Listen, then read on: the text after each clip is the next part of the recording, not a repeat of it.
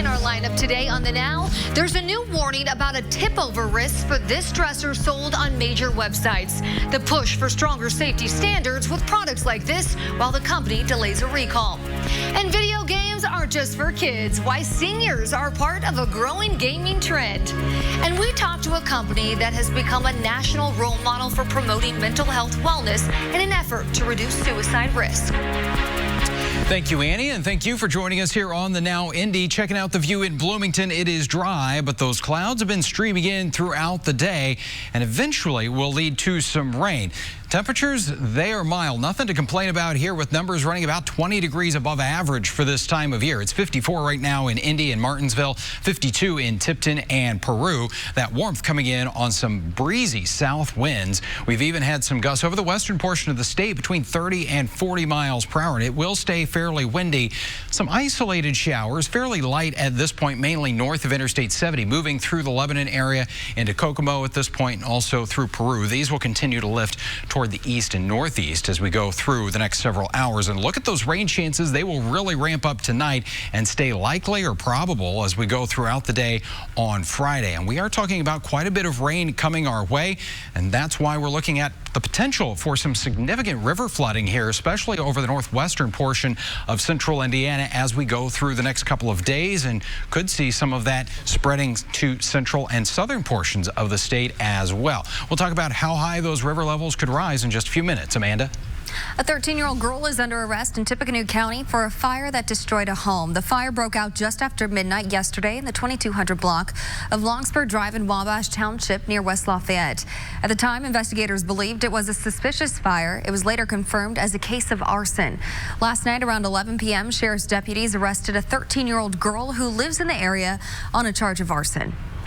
And history destroyed at the Bartholomew County Courthouse. Authorities say a man who yelled obscenities at a Bartholomew County judge who sentenced him to 22 years on drug dealing charges smashed an irreplaceable 19th century glass doorway as he was being led from court. 33-year-old Jermaine Ford either used his shoulder or foot to swing a courtroom door so hard into a wall yesterday that its glass panels shattered into a hallway. Officials say the door was original to the 1874 courthouse in Columbus. Home security is a big business these days with millions of people now using alarms and doorbell cameras. But one cable company that has operations in central Indiana has just announced it is giving up that business. And as consumer reporter John Matarese explains, this leaves homeowners with no alarms in just a few weeks. Spectrum Cable is getting out of the home security business, leaving thousands of customers scrambling this month to find a new monitoring company. But that's just part of the problem, as one unhappy customer found out. Steve Rodinghouse has a house filled with Spectrum security equipment. This is the door sensor. It all works seamlessly with a smartphone and tablet app. I can control the thermostat. Only problem, as of mid-February, he can't use it anymore. Steve, along with thousands of other customers nationwide, received this letter explaining that Spectrum is getting out of the home security business that it inherited from Time Warner Cable. Only problem, he spent hundreds of dollars adding sensors and cameras. So how much did you spend for all that equipment? Almost $900. 2 cameras, motion sensors, door sensors, window sensors. The problem, Steve says, is that once the service is discontinued, he'll no longer be able to access his cameras or his door chimes from his tablet or his phone. Spectrum confirms to us their equipment will not work with any other home security company, and Spectrum is not offering refunds. Called and asked. I said, can you give me a credit towards the rest of my cable bill, phone bill, internet bill that I still have with you? And they said no. However, a Spectrum spokesman tells us the company is offering existing subscribers a special deal from Ring Home Security, including $200 worth of free Ring equipment. But Steve says that's a fraction of the setup he has here in his house, equipment that in a few weeks will become useless. Now, Spectrum is also offering a discount plan with Abode Home Security. So you may want to deal with Ring or Abode if you want any chance of a good deal with some free equipment.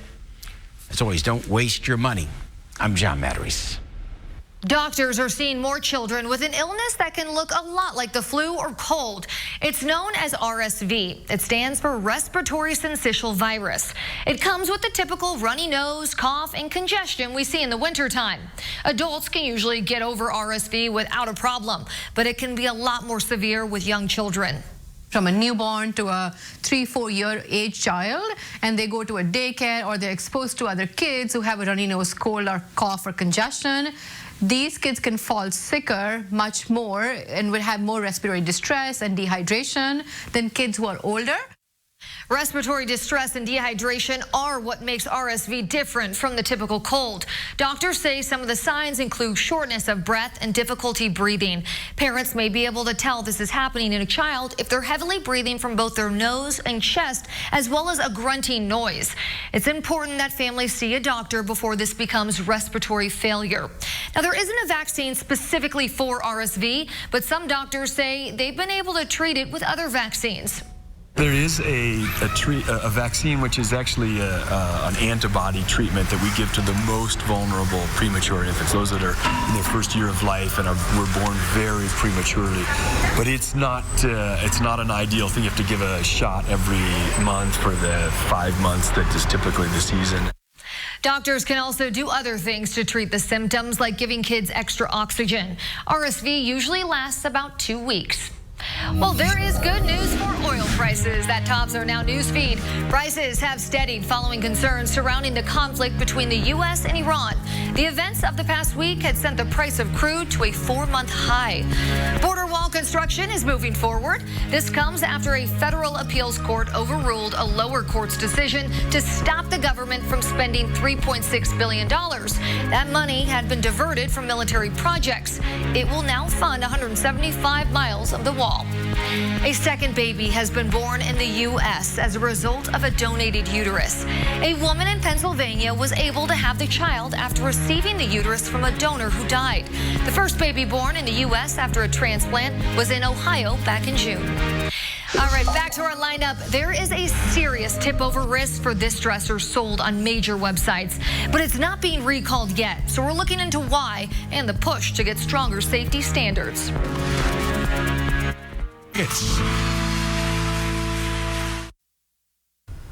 An update on a story we brought you earlier this week. It appears a rehab facility is cleared to open in Anderson. Neighbors told RTV6 the Board of Zoning Appeals approved the project last night. The center is set to be up and running by the summer. As we reported Tuesday, many people are against the facility opening near their neighborhood, and they plan to continue fighting it. We're looking into safety concerns about yet another piece of furniture sold by major retailers like Amazon, Walmart, Sears, and Home Depot. The Consumer Product Safety Commission says this dresser isn't stable and is at risk of tipping over, even hurting or killing a child. It's made by a company called Hodada. Another issue is this is just a warning, not a recall. They have enough information to warn the public. They have enough information to issue a recall. And if the company is not agreeing to doing a voluntary recall, they should use their mandatory recall authority, which they do have that power. A warning means the dresser is still for sale and people are less likely to hear about the risk. The Consumer Federation of America also says a warning then shifts the safety responsibility onto families by telling them to anchor it into a wall. And past research shows that not a lot of people actually do that. Sometimes it's hard to do. Sometimes it can't be done in the particular housing in which they live. Furniture safety is a huge concern. About 1 child dies every 2 weeks and 1 person injured every 15 minutes when a piece of furniture or television falls on them. IKEA just settled for $46 million over a dresser killing a toddler. And part of the issue with unsafe furniture is that safety standards and most recalls are voluntary. There is a bill working its way through Congress now that would make safety standards mandatory for dressers. Another new bill proposed just today would get rid of obstacles the Consumer Product Safety Commission faces when trying to put out life-saving alerts. Well, ahead on the Now, the stigma surrounding mental health at work is changing. If our people are struggling, they shouldn't suffer in silence. I think we've averted over 15 suicides where people have come up to us during crisis and said, hey, I need help. We're taking you inside the company with a life-saving program they hope can be a blueprint for others. Keller. Right now. Workplaces are getting more open about mental health. It's especially important in the construction industry. It has the highest suicide rate out of all occupations, according to the CDC. Elizabeth Ruiz takes us inside the company that has become a national model for mental health wellness on the job. All right, guys, today's toolbox talk is mental health and workplace safety. Every morning, the workers at RK, a construction manufacturing and service business, circle up for their toolbox talk. For many years, it's considered taboo to talk about mental health at a work or other public places. Luckily, the stigma surrounding mental health is changing. The practice started in 2014 after an incident that shook everyone at the company. We had one of our employees that worked in our shops, and at the end of his shift, he walked around and handed out all of his tools. By the time he figured it out that he was contemplating suicide potentially, I think we went to his house, and he had already taken his life. Alongside industry leaders and suicide experts, John helped develop the blueprint for mental health wellness and suicide prevention within the construction industry. If our people are struggling, they shouldn't suffer in silence. There's something that we can do. 6, 7. They developed the daily toolbox talk, and they expanded their employee assistance program, making it easier for people to get help from counselors. What's that? Change in habits. What else? Most importantly, ask for some help. They transformed the construction workplace culture by having open conversations about mental health and creating a compassionate environment in an industry that historically has been built on toughness. I think we've averted over 15 suicides where people have come up to us during crisis and said, hey, I need help. If we can go over to that one that's on the table right over there on the corner. One person who was brave enough to ask for help, Project Superintendent Dean Italiano. I have PTSD, depression, I have really bad anxiety, and I have ADHD. Some days you just feel like you just can't go on. The pain is so great, and it's so hard to explain to people. You just feel like you'd rather just not deal with it anymore. He says thankfully he's found tremendous support at RK. In fact, John was the person he called when he was in crisis. Dean says he knows the company culture is rare. What do you think about RK having such a strong focus on mental health wellness? Oh, it's awesome. It makes me just so proud of this company, and it makes me want to stay here. I'm Elizabeth Ruiz reporting. Elizabeth, thank you. Well, it's more affordable to buy a home than to rent for more than half of the country. That's according to Adam Data Solutions. It found that buying a 3-bedroom home in 53% of U.S. markets was cheaper than renting one. The company did say the specific location did matter, with prices varying the closer you are to a bigger city. The least affordable markets for renters: California, Colorado, and Hawaii. Vice President Mike Pence is the father of the bride. His oldest daughter, Charlotte, tweeted this picture today after her wedding to Naval Academy graduate Henry Bond on December 28th. In an article in USA Today before the wedding, Pence, who now goes by Charlotte Pence Bond on her Twitter account, did not reveal the date ahead of time for security reasons. The wedding took place at the Naval Academy Chapel in Indianapolis, with the reception at the Vice President's residence on the grounds of the U.S. Naval Observatory. Looking off to the north, and we've got the low clouds and actually some rain showers north of Indianapolis. That's going to continue to increase in coverage here as we go through the next several hours. Right now, our temperature very mild at 54 degrees, but the humidity is still low, so we've got a little work to do in the atmosphere before we get that widespread rain. Satellite radar shows where we've got some of those lighter showers from Peru through much of Howard County and Kokomo, moving into Marion, Indiana, and then stretching back through Tipton into the Lebanon area and even Crawfordsville. A little bit of light rain. Tomorrow, you're certainly going to want to have that umbrella or rain jacket. It will still be a little bit breezy there, with temperatures making their way close to 60 degrees for that afternoon high. So here's a look at the timing with TrueCast at 9:30 this evening. You can see that rain just expanding in coverage here as we go into tomorrow morning. May want to allow a little extra travel time as you're heading off to work, and even for the lunch hour, we'll have some rainfall to deal with that continues into Friday night. So you kind of get the idea. It's going to be fairly wet here the next couple of days. May see a break in the rain as we go into early Saturday morning, but then it will fill back in and could even have a couple of thunderstorms here late morning into the early afternoon hours of Saturday before eventually the rain starts to move out of here. But we're talking about that rain adding up to 1 to 3 inches here over the southeast half of the state. Could see 2 to 4, maybe even more than that in rainfall as we work our way to the northwest. That's going to all flow into the rivers, which right now are under 10 feet, but they're going to jump by about 10 to 20 feet here as they get ready to crest as we get into early next week. So we'll continue to watch that very closely for you. Mild the next couple of days, windy on Saturday too, cooling off and drying out Sunday and Monday. Annie? Turn into the Now news feed. Artificial intelligence is now being used to identify trolls. A team at Caltech says people simply can't analyze posts fast enough. They say the AI is able to quickly scan through messages using different algorithms to isolate harassing posts. Well, it's more than likely that you subscribe to at least one streaming service, but when it comes to paying for those, around 75% of Americans don't want to pay more than $30 total. That's according to a new survey. Nearly 60% of people say they don't want to pay more than $20 a month.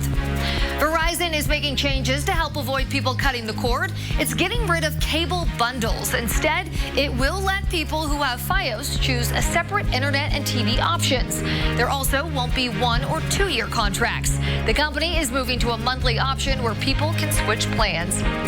All right, probably no surprise here, but technology and computers, specifically software developers, are at the top of the best jobs list. U.S. News ranked it #1 based on demand and higher salary. It beat out dentists, doctors, and other highly educated medical professionals. But the reality is the demand and need for more healthcare workers is high.